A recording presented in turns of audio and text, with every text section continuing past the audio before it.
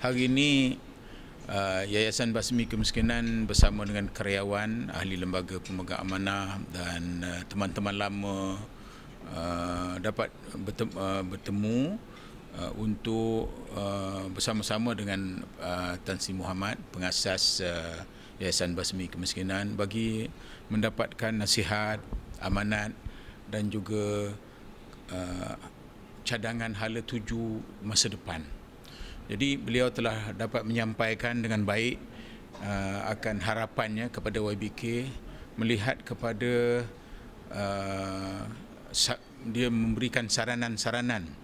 Pertama sekali melihat kepada maksud ataupun definisi kemiskinan itu bukan lagi kemiskinan harta, tetapi kemiskinan negara yang pernah diperintah oleh orang Melayu selama 60 tahun lebih kan, tapi orang Melayu tak berubah.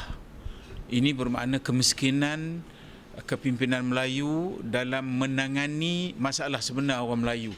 Sehingga kan dalam masa semuanya Melayu, Raja Melayu, Perdana Menteri Melayu, Menteri Besar Melayu, DO Melayu, Pengulu Melayu, tetapi semua kekayaan tidak dimiliki oleh bangsa lain yang berusaha bersungguh-sungguh. Bukan salah bangsa tu, tetapi maksudnya kegagalan pemimpin untuk mewujudkan satu ekosistem, menentukan supaya orang Melayu dapat menjadi bangsa yang sama, duduk sama rendah, berdiri sama tinggi dengan semua bangsa-bangsa yang berada di tanah airnya sendiri. Sekarang ni nampak terlalu jurangnya berbeza. Satu.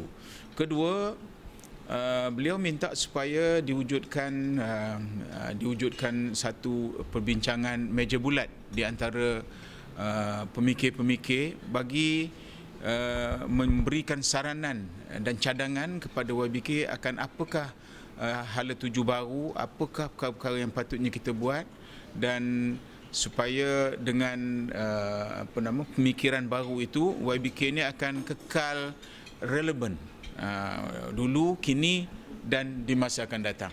Dia tak boleh lagi melakukan kerja-kerja seperti yang dibuatnya dulu, tapi dia mesti berusaha untuk ke arah masa depan yang sesuai dengan tugasan NGO YBK itu sendiri. Jadi saya nak mengucapkan terima kasih kepada ALPA yang partisipan dengan discussion ini tadi, kepada Tan Sri Muhammad Taib, walaupun sudah 80 series katanya umurnya, tetapi nampaknya masih lagi mampu untuk memberikan cadangan dan pandangan yang kami lihat pandangannya itu ada ada panggil cahaya. Kalau kita lakukan, memang kita boleh membetulkan keadaan yang kelemahan-kelemahan yang terdapat sekarang. Hanya memerlukan keikhlasan kepada semua pemimpin-pemimpin di sini. YBK!